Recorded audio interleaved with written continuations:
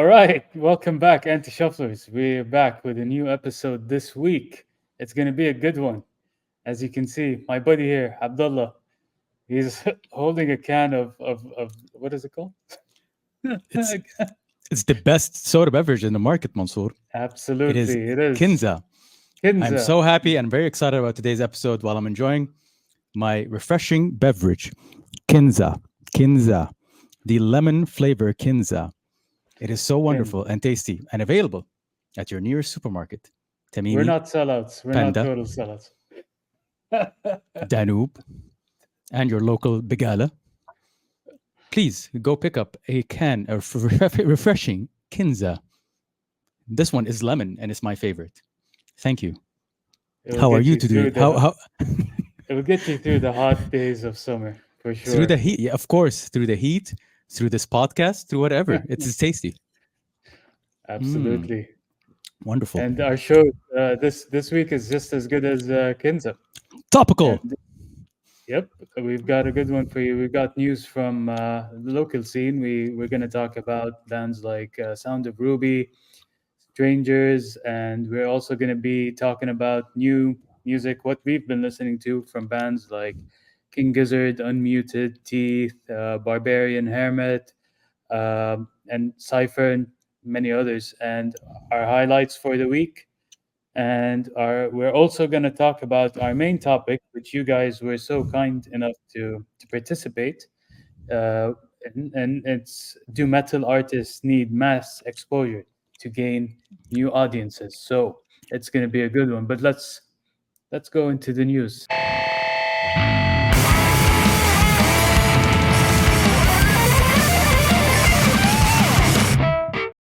All right. The news. All right. So All we don't right. have a lot. We're going to try to get through these quickly because we have a lot to talk about this week. But yeah. So it's really interesting that this past week, actually, I've been seeing a lot of news coming, like local news outlets like Sharq Al Awsat and or Middle East, يعني local news outlets like Sharq Al Awsat, like Arab News. They've been covering, to a certain extent, a lot of the. Well, I mean, I don't know. I say a lot, but it's like there are two pieces of news that are covering like the alternative and local scene here. So Mhm. they have this like expose, this little piece on Sound of Ruby, you know, أقدم فرقة روك في السعودية برصيد 70 أغنية, and how like they've been going at it for a long time, their influences. It mentions here Nirvana, Pearl Jam, and Alice in Chains. Um, yeah, it's just really nice to see, like mainstream or major news outlets talking about the local scene. And then in the next one here, in Arab News, they covered Strangers recently had a gig in Khobar in Bohemia Cafe, Mhm. and Arkan Blues Experience opened for them. It was nice to see also that they've covered that. So it's just really cool to see that the news is covering like what's happening in terms of the music scene and the local music scene and stuff like that. Yeah, and it's well deserved too. I mean, those two bands are great at what they do. Sound of Ruby are veterans of the scene. They earn that kind of exposure, and rightly so. I mean, you know what I mean? Like, as you said, they've been at it for a while. And on top of that, of course, most importantly, they have good songs. They make good music. So hats off to them. And Strangers, they played a gig in Sharqiya, and I've seen them live before. Of course, you've had the pleasure of working with them. Oh yeah. So Full it's disclosure. it's it. Full disclosure. I'm working with strangers. I should have said that in the beginning. Full disclosure. I'm working with them. Sorry, did I? Was there? Is this like a spoiler alert? No, no, Did it's not. I've? It's not. But like, I should have. Like, what I'm saying is that I should have said that. No, I'm working on producing their new album, so that like I don't sound like I'm biased or anything like that. No, it's totally cool. I mean, Yeah. we've seen them play live before here, and they Yeah. put on great shows. So if they're in your town, do check them out. So yeah, I mean, Absolutely. it's the scene is definitely getting its More due. attention. It's more attention. More Yeah. coverage, uh, and let's hope it goes on. It It continues. grows from there. Yeah. Yeah. Speaking of the local يعني scene, there was I just wanted to mention, like, this already happened. So recently in Bahrain, the Metal Fest, Bahrain Metal Fest took place, and they had a headliner, Heathen. I don't know if are you familiar with this thrash outfit, thrash metal band outfit? Yeah, Heathen is a pretty well known band. They're one of the, I guess, pioneers of thrash back in the 80s and the early. Maybe they're, I think they're from the Bay Area. I'm sorry if I'm not, if I'm mistaken here, but yeah, they are part of that scene from with like Metallica and Exodus and I think Testament and all those bands that came Yeah, from that sort of scene. I So believe so. that's a Yeah, pretty because cool. because they're like they're well respected. Apparently, I haven't heard of them honestly. I'm not, but then again, like, I'm not the biggest thrash metal fan. I mean, it goes as far as Testament and like Metallica, and you probably, that's it for me. I'm not sure if what other thrash metal bands I'm into, but yeah, it's just really cool to see them invite like these big names, regardless of how, whatever, they're old school and legendary or whatever. But it's like, it's really cool to see like, big, well-respected names come to the local scene in Bahrain here. They played with another band called Schizophrenia, Hmm. and the a local Bahraini band opened for them called Militia, Metal Militia.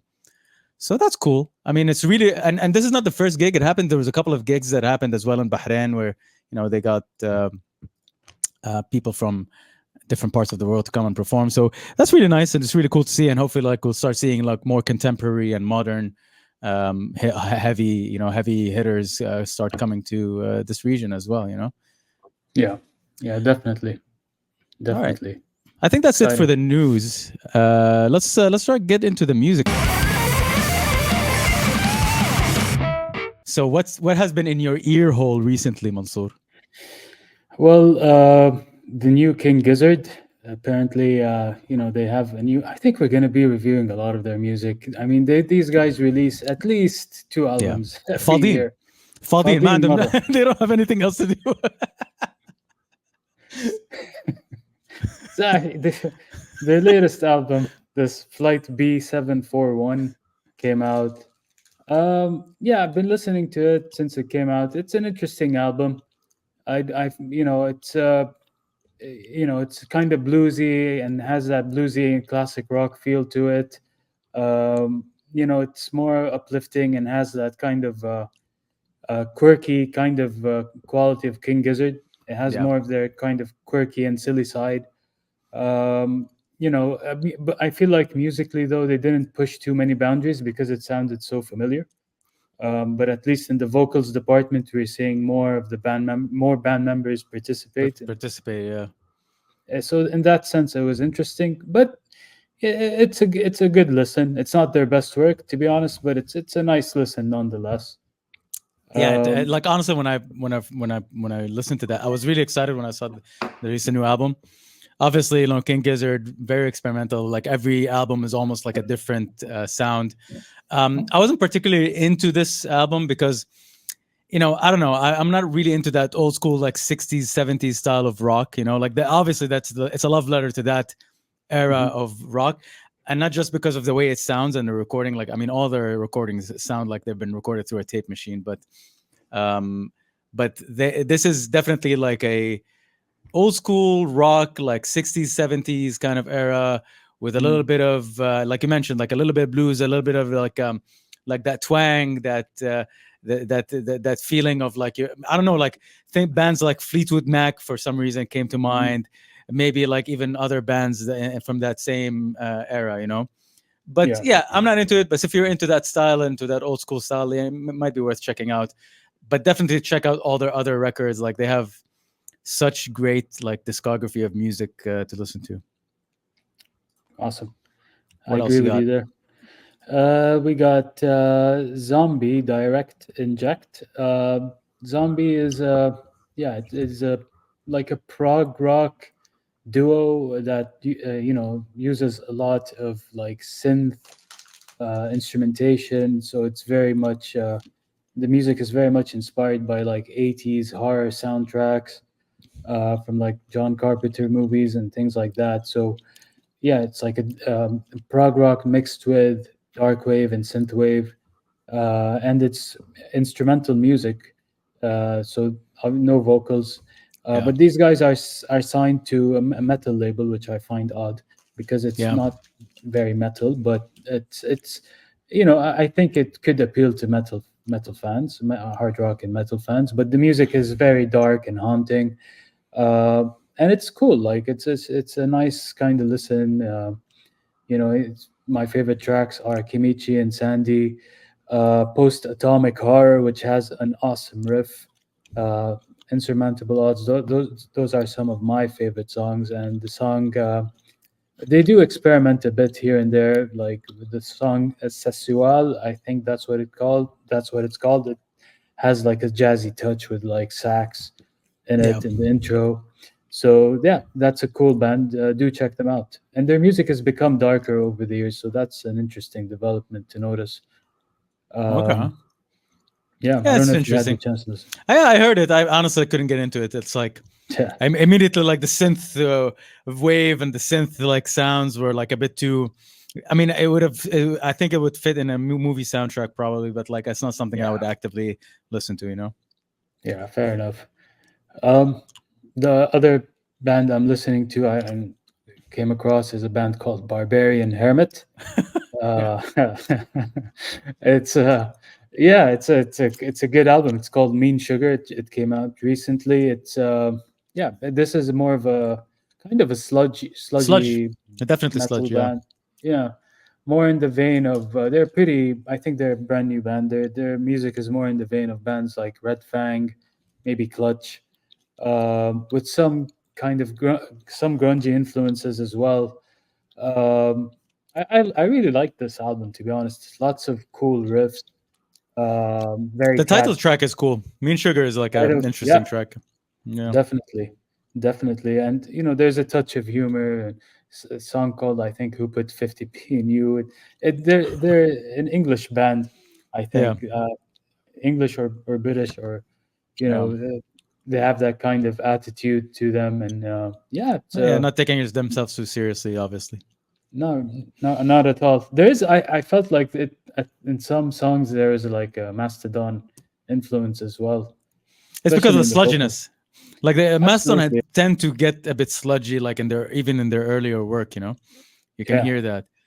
But I'm actually really looking forward to this next album that you've been listening to, or the last. I mean, they didn't release anything new, right? King Buffalo. They didn't release anything No, new.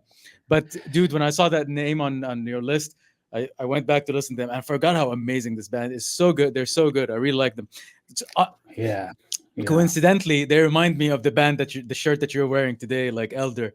You know, Elder, like yeah, they yeah, kind of remind me a little bit of some of their more like ambient and more like instrumentally kind of airy sounding and emotive kind of tracks remind me definitely of Elder.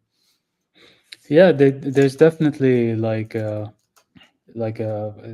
similarities there. I mean, King Buffalo. I've been listening to a lot of their music. It's not just one album, or it's like I'm just on a King Buffalo kick. I've Yeah. I just that band's music. They've been consistently good since they came out. Their best album, in my opinion, is called Acheron. It's Okay. yeah, it's a 4-song album, but it's like 40 It's minutes the one in with the length. blue cover, right? No, it's the one with the purple kind of cover Okay. with the kind of a girl in like submerged in water or something Oh, like that. okay. Okay. That album is just great from start to finish. But if I were to recommend an EP, I think it's the one you're referring to, which is called Repeater. It's Yeah, like yeah, 3 songs. That one was just fantastic. I think it's a great intro to King Buffalo. So check them out. for sure. Yeah. So I've been, speaking of like being on a roll of listening. So last week I told you I was listening to a lot of like death metal, like modern death metal bands that sound like I'm still like listening to Tomb Mold. I'm still listening to like a lot of these bands. But especially like this week I've got like Teeth. there's a band called Teeth. Okay, so that's what's Hmm. interesting is that we've covered Teeth in the past, but not this Teeth. So there's two bands that are called Teeth apparently, and Okay. um and the ones that we've covered in the past was like one of your like typical like I don't know metal core bands, like I don't know nothing special about them, but this band is different. This band is great. So this band is more um obviously like they're more death metal and they're more modern, right? Like they're like a good modern example of a death metal band. Very catchy, very like heavy and really great sounding. They just released like a new single called Blight, and I think they have an album coming out the end of this month. And I had the pleasure of seeing this band live actually once at St. Vitus. So that's Nice. yeah, and at that point, like they were still like they didn't have a new album. Like they've only been touring, like supporting that 2019 album they had. But yeah, definitely worth checking out. Really heavy, Super really heavy. yeah, it's super Super heavy, heavy man. and but super groovy as well. And like there are some Hmm. interesting parts that are very heavy and catchy and really cool. Um, uh, Building on that, I discovered recently a band called Last 10 Seconds of Life. Hmm.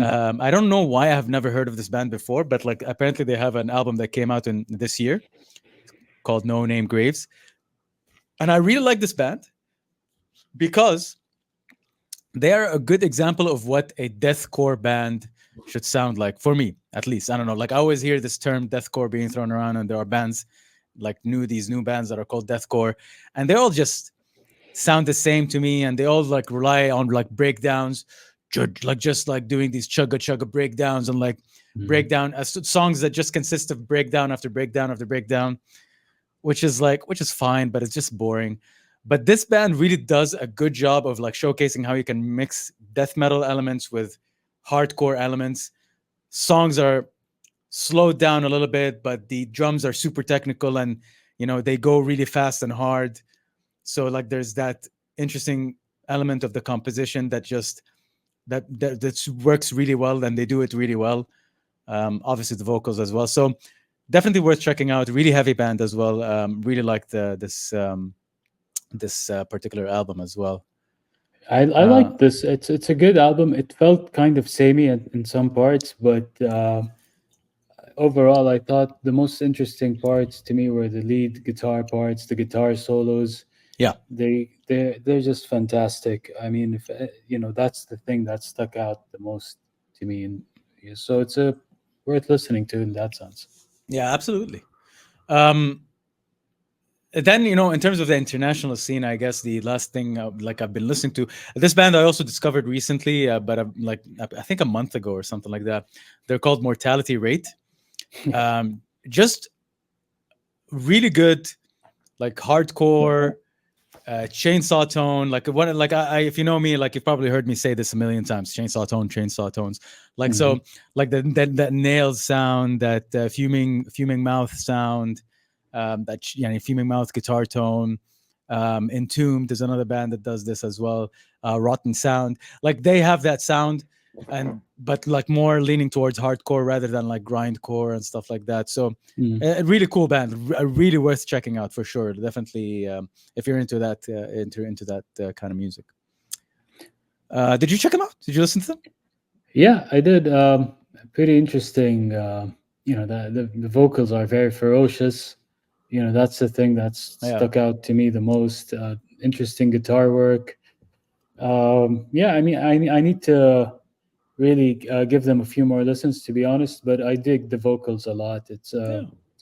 I don't know what the vocalist's name is, but she's pretty She's pretty intense. aggressive. Yeah, she's pretty Yeah. intense. Yeah, and this is something I've been noticing. This and like this is okay. Also, like builds to the highlight of the album highlights of from my album highlights for this week is another hardcore band that's like with the female vocals. Like there's so many bands with female fronted vocals right now in the hardcore scene. It's very interesting that there's like they found like a home there. Mm. Um, you know, but anyways, we'll talk about that maybe later. I just want to wrap this up very quickly because I want to. There was like a bunch of local releases as well that I feel like we should highlight and talk about. So, um, one of the most active members of the scene, Unmuted, based Mhm. out of Dubai. He just released a new song, a new single. He's been very active releasing singles and stuff like that. In the past, he's collaborated with the vocalist from Chimera on a single. This time, he just released a song called "Stop Me," and it's a very cool modern sounding metal song. If you're into like gated sounding guitars that go chug chug chug chug like that, then you'll be right at home. You'll really like it and enjoy it. Um, again, high production values again and stuff like that. So it's really cool.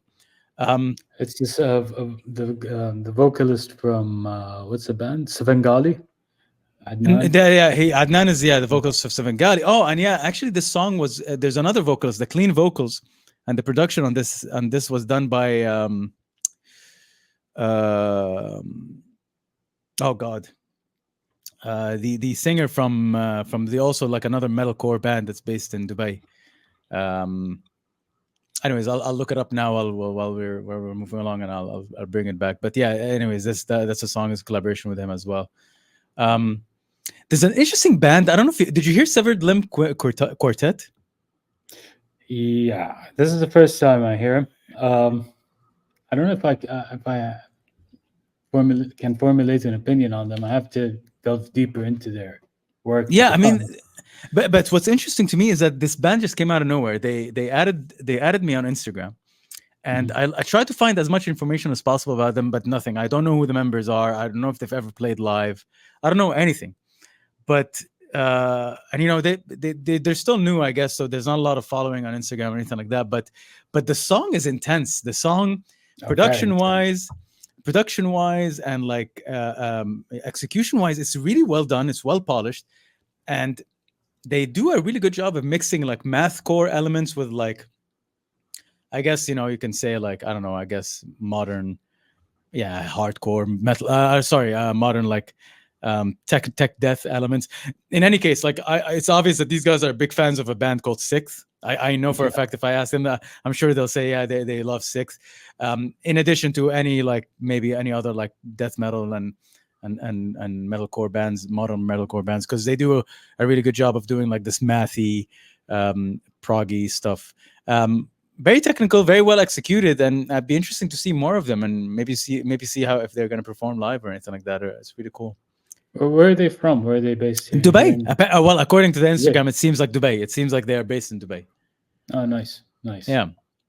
Um, I think let's leave it at that. I think that there was a couple of other releases, but I want to move on now to the highlights, just because of where we need to be aware of our time here. So, Mansoor, tell me a little bit about your highlight of the week.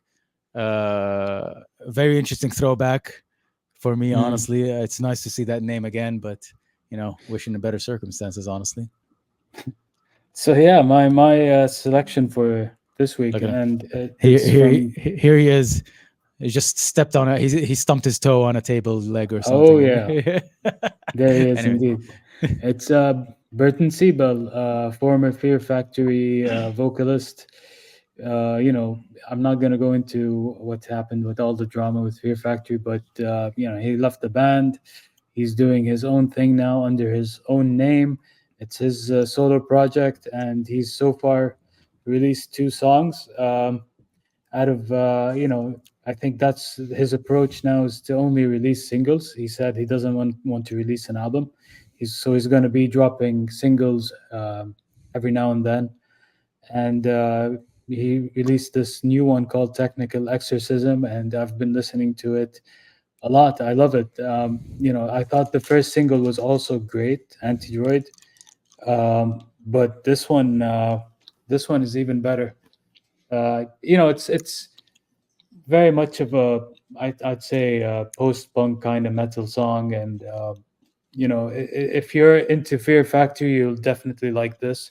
But this has more of like a kind of a Killing Joke influence. I think even the drummer for Killing Joke plays on Oh, this one, and I'm a huge okay. fan of Killing Joke. So this song is like, yeah, it's just great. It hits the spot. It's Burton showcases here his clean and harsh vocal, styles.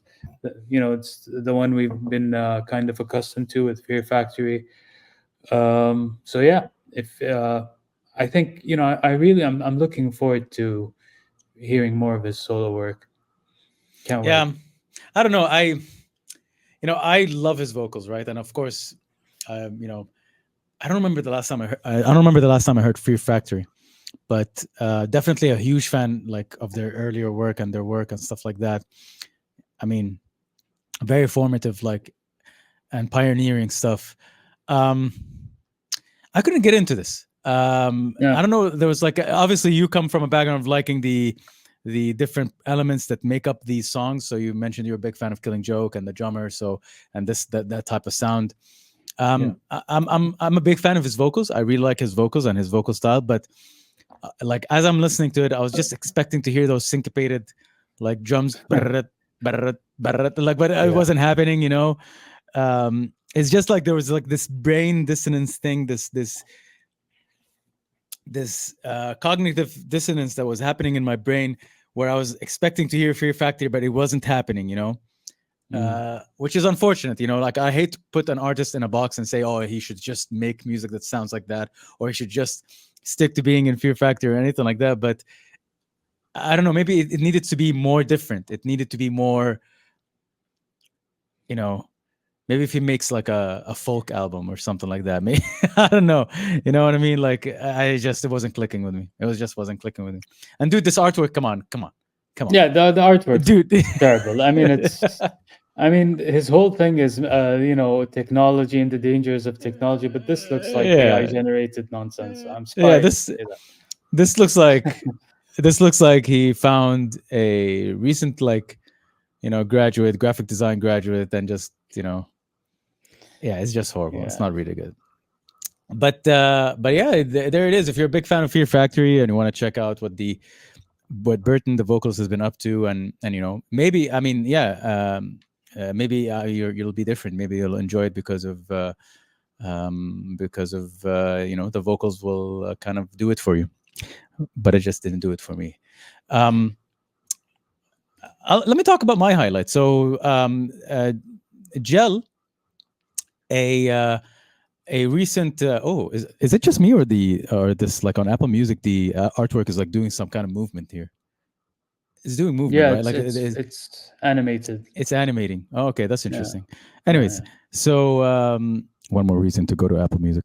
Anyways, so the Gel, the hardcore punk outfit, they're I guess they're fairly new. They haven't been active for a while, or maybe they have been active for a while. I think they've released like a couple of EPs and albums. But yeah, they're recent um, band in the hardcore punk scene that has exploded in kind of popularity.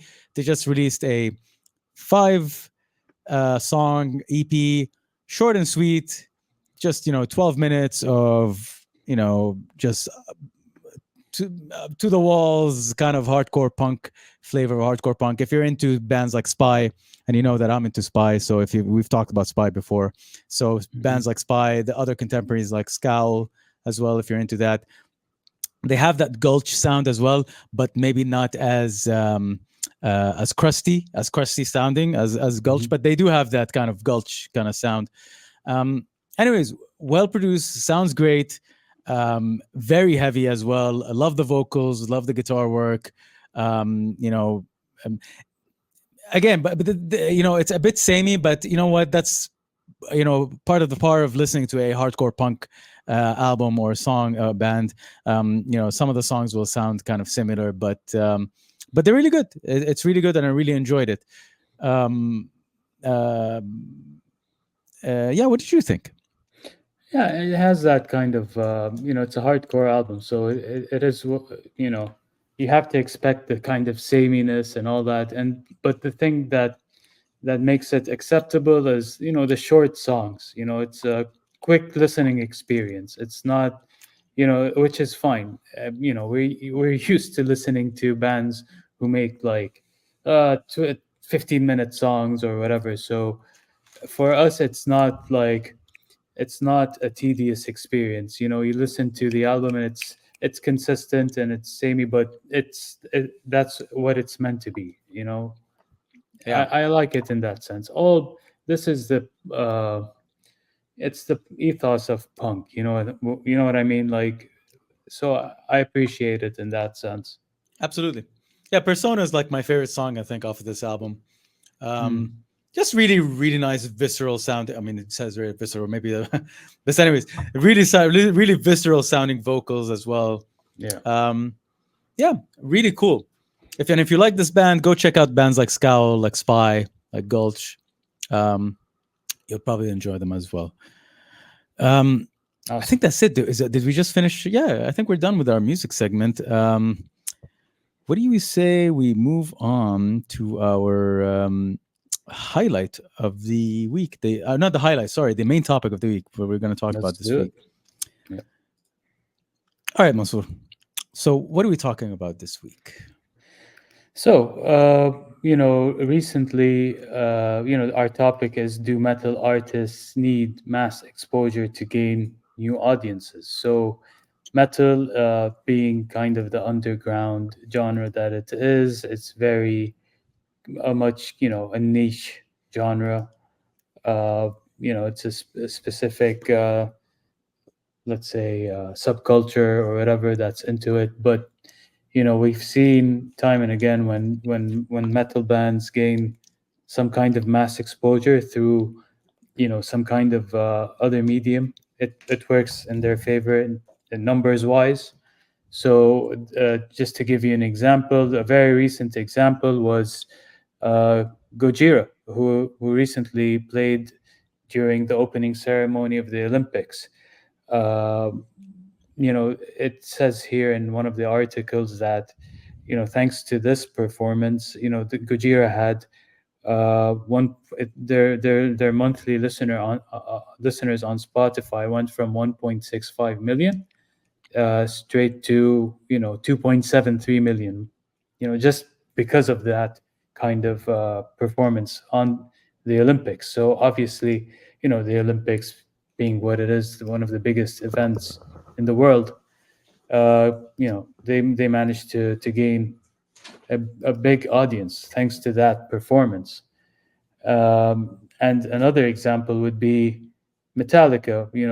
I think 2 years ago in the last season of the show Stranger Things, the song "Master of Puppets," was featured on one of the episodes, and they went, they it made them, you know, even more popular, Yeah, even though they gone viral Metallica, because of that appearance. they've gone viral, and everybody was talking about it because it was also like one of a key episode, so much so to the point where some of the older fans were kind of gatekeeping that, Metallica hating on the new fans, the fake, so-called fake fans who have just discovered Metallica through Stranger Things. And I think, charts wise, I mean, that song gained so many listeners thanks to Stranger Things. And it just comes to show, like, that kind of mass exposure does make a difference. And yeah, I mean, I remember that old. Okay, so it says here, sorry, Master of Puppets was downloaded 17.5 million times in the week after that episode of Stranger Things was released. So those numbers don't lie. um, yeah, and it's so many examples we've had, like, Yeah. remember Guitar Hero, those kind of video games. uh, Grand Theft Auto always like had those radio stations. I don't know if you've ever played it, but I Grand Theft Auto, Need for Speed, Tony Hawk Tony actually, Hawk.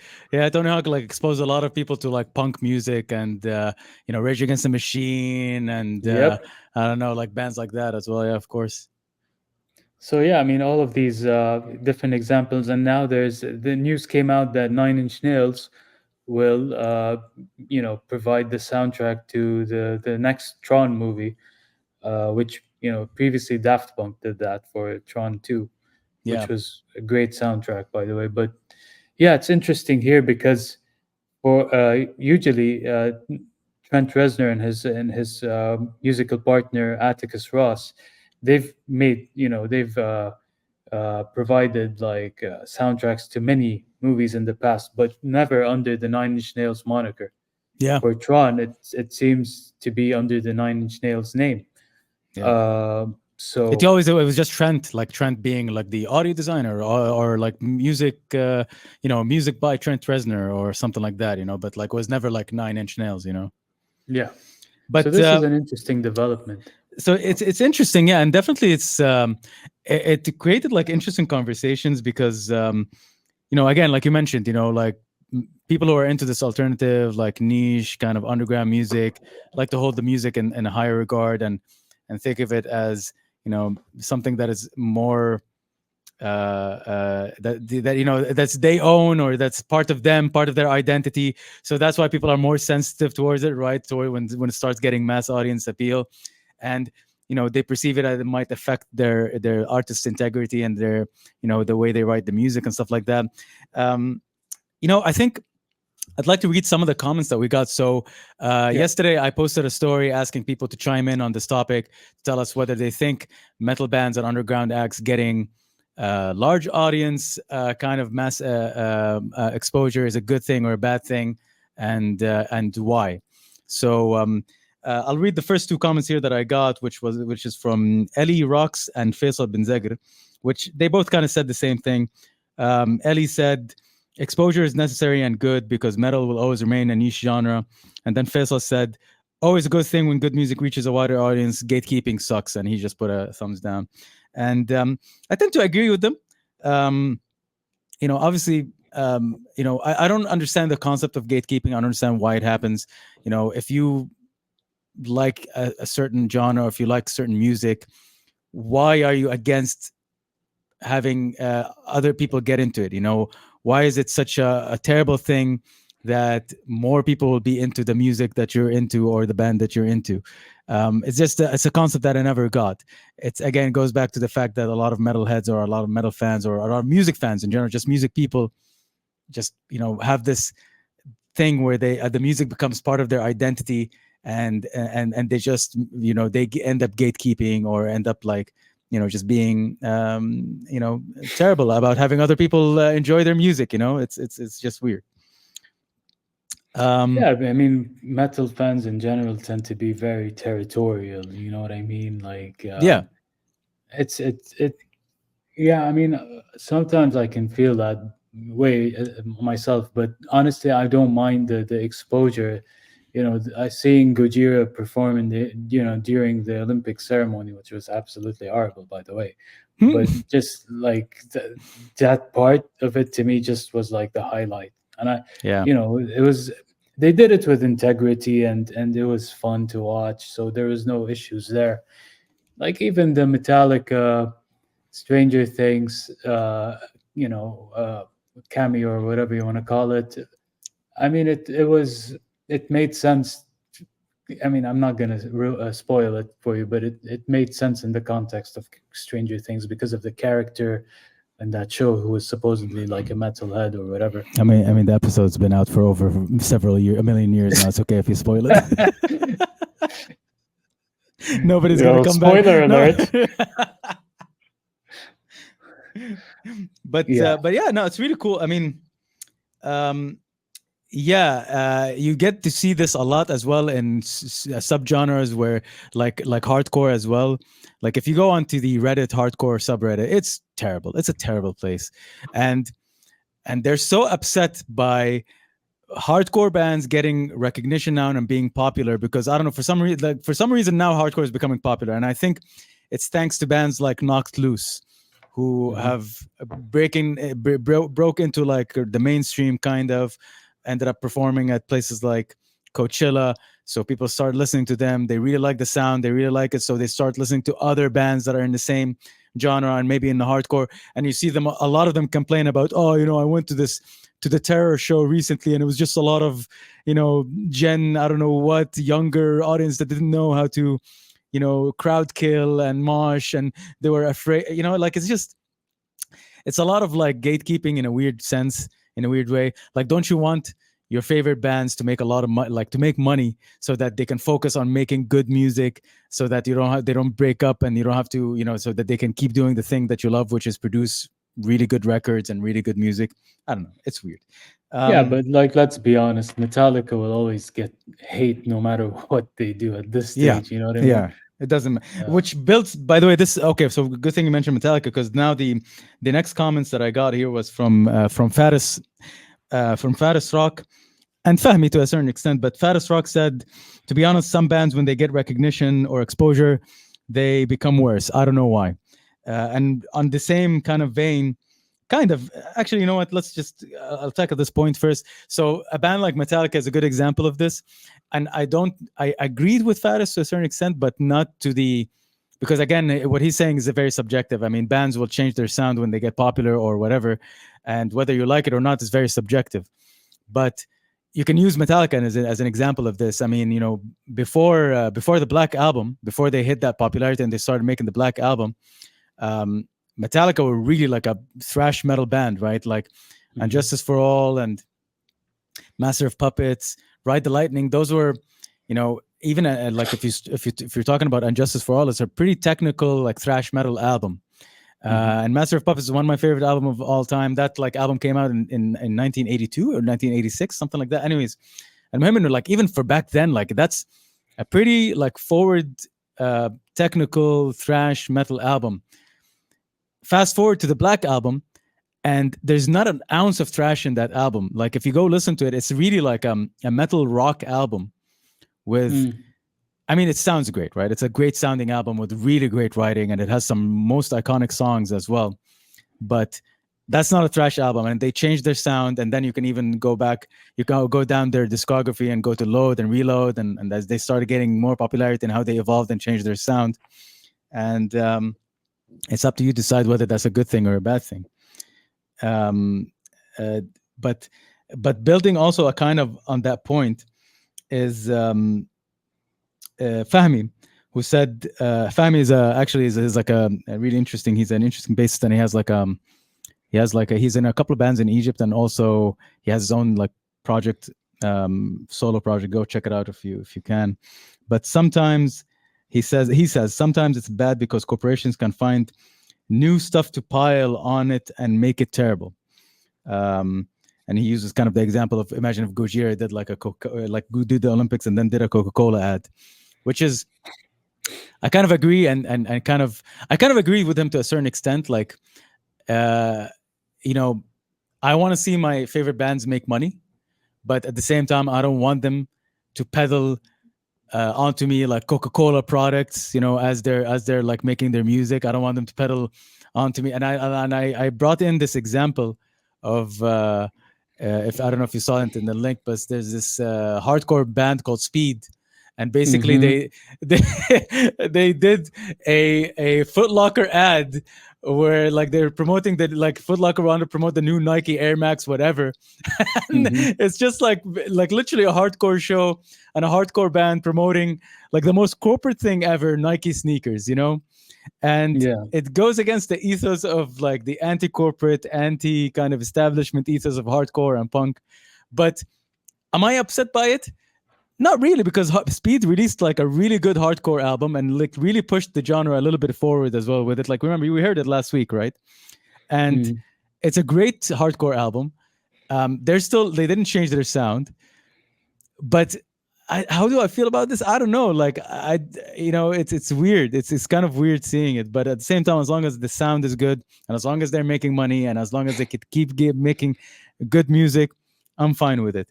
Now, if Kinza sponsors us, though, I don't mind. All right, it's not. I don't have any issues with Kinza sponsor. Kinza is as underground as it gets. It's not Pepsi, which again brings me to the point of like it depends on the sponsor, right? Like if the sponsor like stands on the like they have the same kind of, let's say, moral compass as you, then yeah, fine, go ahead, like why not? But if it's like a corporate entity like Nike that really like who knows like what kind of practices that they're doing, like it might not be like good to align yourself with them. listen, man, I've seen many underground bands, thrash, hardcore, whatever bands that have endorsed Monster energy drinks. You know what I mean? Horrible. It's these are still like undergroundish bands. You know what I mean? Like, Yeah, and they've, I think they've, if I'm not mistaken, Monster did sponsor some, metal festivals, hardcore festivals in the past. they do. Yeah, They do, right? but then you have brands like, for example, have you heard of Liquid Death? Yeah, ما هي yeah, موجودة عندنا في السعودية. It doesn't exist in the Middle East. But Liquid Death is a water company. It's a water company that their entire branding is like very metal and very grotesque and very, it's funny. It's tongue in cheek. Like it's not serious, but their ethos and their like the company is built on the idea that um, products should be sustainable, and their aluminum, the cans that they make their water in is like recyclable, and for every penny that you pay, that it goes to, I don't know what, some kind of recycling and sustainable environmental friendly initiatives, and I don't know what. And they sponsor, they sell water at the end of the day, flavored water, sparkling water, and stuff like that. So it's not like something damaging for your body and health, and stuff like that. yeah. I um think Ozzy Osbourne did an ad with did him, a yeah. commercial. Yeah, Yeah, it's really funny. That's a good example of like, and it's a multi-billion-dollar company. Well, I don't know if it's multi-billion. It's $1 billion company now. yeah, So yeah, yes, it's a corporation, and it's like a thing, but it's morally they're okay. It seems like they're okay. They're not like this gigantic corporation that's like doing bad things. yeah. I mean, it's such a tricky thing though, because like, It is.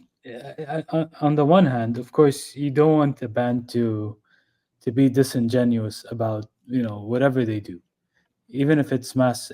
They're trying to gain like some kind of mass exposure. I'm fine with a band doing, whatever they need to do to gain new audiences, as long as it's done with, some authenticity. It's done with, some integrity, and those things. There, you can tell which band is doing it for the money and which band isn't. You know what I mean? Yeah, Like, it's not like, let's say there's a gray area there, and at least the way I see it. Um, but yeah, it comes down to that. yeah. Um, so That's I mean, yeah, Rage Against the Machine with being signed to a major label is one example. yeah. That's a good one actually. Raising Machine is a kind of a weird. It's like, oh yeah, you're a band that closed down the financial market because you did like this, very interesting like guerrilla music video that ended up shutting the financial market, but you're signed to a major label, and then fast forward a few years down the line, you're selling $400, $300 tickets to your show. You know what I mean? Oh, did they? Oh Yeah, yeah, god. dude. Like, yeah, before I think they stopped, right? I think Yeah, I think the they closed it. last farewell show, and like before that, they did a couple of shows. The tickets were like $300, $400, like to go watch Rage Against the Machine. Oh wow. Yeah, it's Oh, there you go. concerts are more expensive. It's a big band as well. Like Rage Against the Machine is not a small band. It's but Hmm. I don't know. Like, isn't there like a way where you can stand by your by your whatever, like your rurals or whatever you want to call it. Anyways, we have two more comments here that I want to read before we wrap things up. So Yep. Lemmy says, mass exposure is necessary for any band to evolve. In my opinion, it comes with the risk of the band completely changing their style, but that's not really a risk if you're more open to experimental music. More people listening to metal equals more shows, so why not? I don't know. I kind of agree with that. Again, it Yeah. depends. Like it goes back to the point that we were saying about like, yeah, like it's subjective. Bands changing and changing the way they sound because they're getting mass appeal and because they need to get mass appeal. You might like a good example of this is Bring Me the Horizon, for example.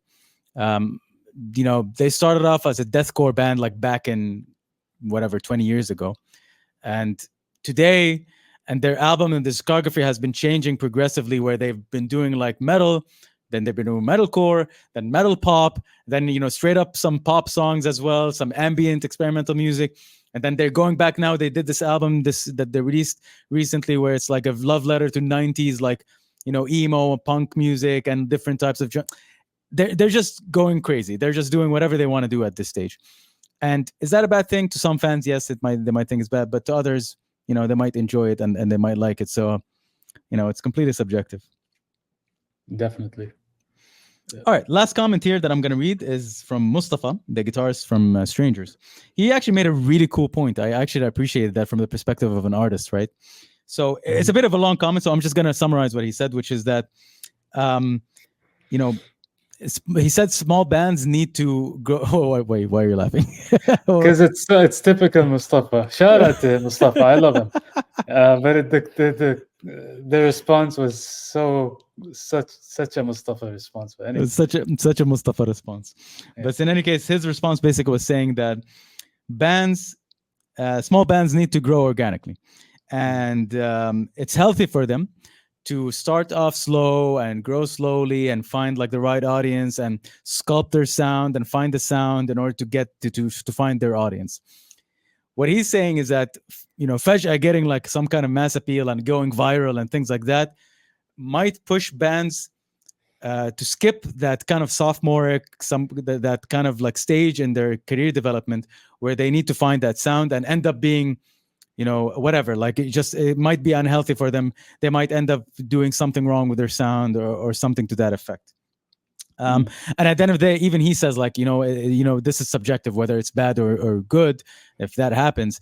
But that's like an interesting perspective. I thought it was interesting perspective from like an artist that's currently right now in a band that's also trying, to develop themselves and find their sound as well and do that kind of stuff. I mean, if you want to look at it from the perspective of, say, not just from an artistic perspective, but more from, let's say, the personal perspective. I mean, many bands have shot to fame so quickly and it just destroyed them. I mean, Nirvana is an example. I mean, of course, it was their second album, of course, Nevermind, that changed the world, and it was a lot of pressure on Kurt Cobain, and the rest is history. And we know the story. Many other bands who had experienced sudden fame, it burnt them out. It does tend to happen, but maybe in that sense. But from an artistic point of view, yeah, there is some merit to what Mustafa is saying. I mean, bands, it's maybe more healthy for a band to develop their sounds through the years, and then find when the right time comes, they'll gain the right audience and get the exposure they need. Yeah, no, absolutely. At the end of the day, the point is, as long as you're doing things with integrity, and as long as you're making and I don't know, I guess the point is, at the end of the day, if you're doing something with integrity and that you're doing what you're doing because this is what you want to do, that's the key point there. Is that if you as an artist decide that you want to go from making grindcore music to rap metal or rap because it's something that you're passionate about and interested in, not just to appeal to someone or to appease a record label or appease a corporate sponsor or anything like that, then good for you. That's the respect. But if it's everything that you're doing is to drive corporate sponsorship and to drive like some kind of audience and increase your number and traffic and Instagram numbers and social media and madre and all of that, then I guess, and it's not obvious, right? You can't really tell if someone is doing it for that or for that reason, but I guess it's something that's, internal, right? It is intrinsic. Unless it's Kinza, of course, which is the best beverage. Unless it's Kinza. The most refreshing beverage in the market, available at every supermarket near Absolutely. You. Panda, Tamimi, Danube. I'm going to keep doing this every week. And if we don't get, Kinza, if you don't sponsor us, I'm going to move on to the next, to the nearest competitor. Okay, if you don't sponsor us, I'm going to go to the nearest competitor. I'm giving you free advertising here. The 5 listeners that we have are now going to go out and buy this refreshing lemon zero sugar, by the way, 0 Hmm. sugar. So it's not going to make you fat. 0 sugar soft drink beverage that is refreshing in this heat, and it's not going to increase your waistline. We need that sponsorship money. Absolutely. All right, Mansoor. I think that's it. That's a wrap for us today. Anything else? Anything else you want to add? Anything else you want to say before we end this episode? Thanks for listening, and thanks to everyone who decided to chip in with their comments. We really appreciate that. Stay tuned for next week. Yeah. Tell us in the comments what you thought about our topic. Chime in. What do you think? Do you think that bands should get popular? Should not get popular? Should remain niche? Should remain underground? Is mass exposure good? Is it bad? Tell us. What do you think? Anyways, thank you for listening. My name is Abdullah Mozej. He is Mansoor. And we are your hosts of the Anti Shuffle podcast. See you next week.